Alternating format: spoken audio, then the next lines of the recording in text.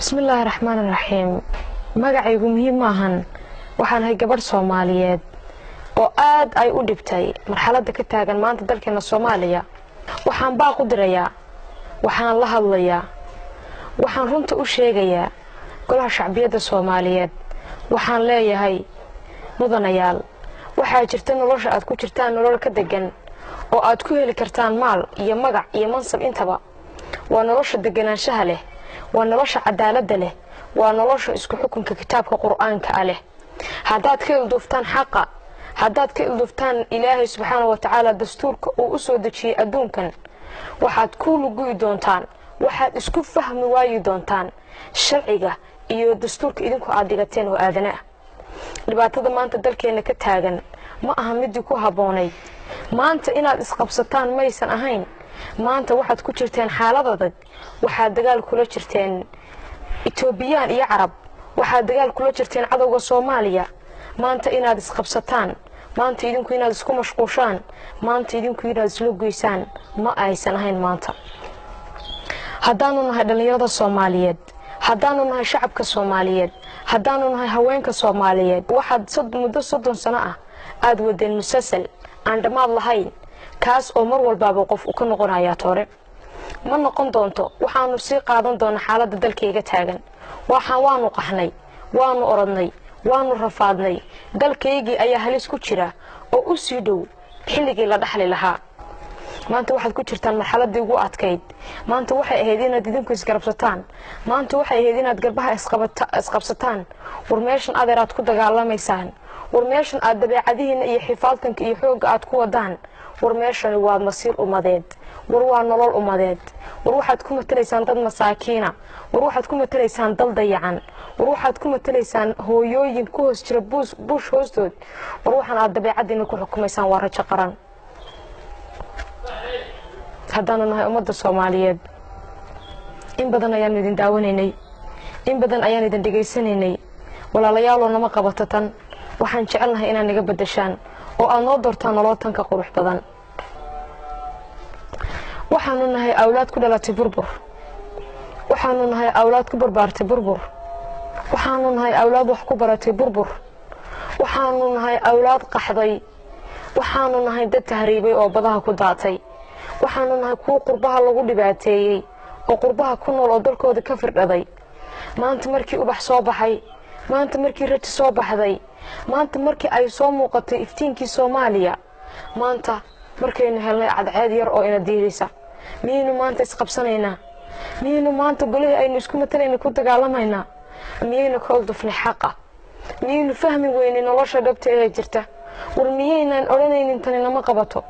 war haddaad tihiin dad xaq oo cadaalad ku taagan 30 sano ayaa dagaalamayseen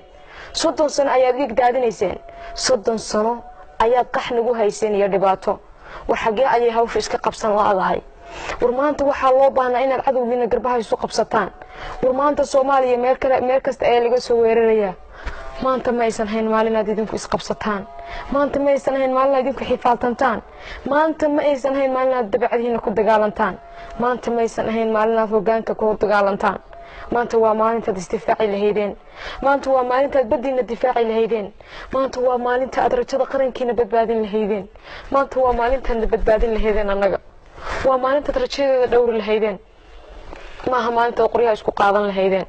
ma aha maalinta idinku isqabsan lahaydeen ma aha maalinta isdibaateyn lahaydeen maanta waa maalintii difaaca dalka maanta waa maalintii qarannimada maanta waa maalintii halganka waxaan baaq u dirayaa waxaan la hadlayaa waxaan baryayaa dhammaan golaha baarlamaanka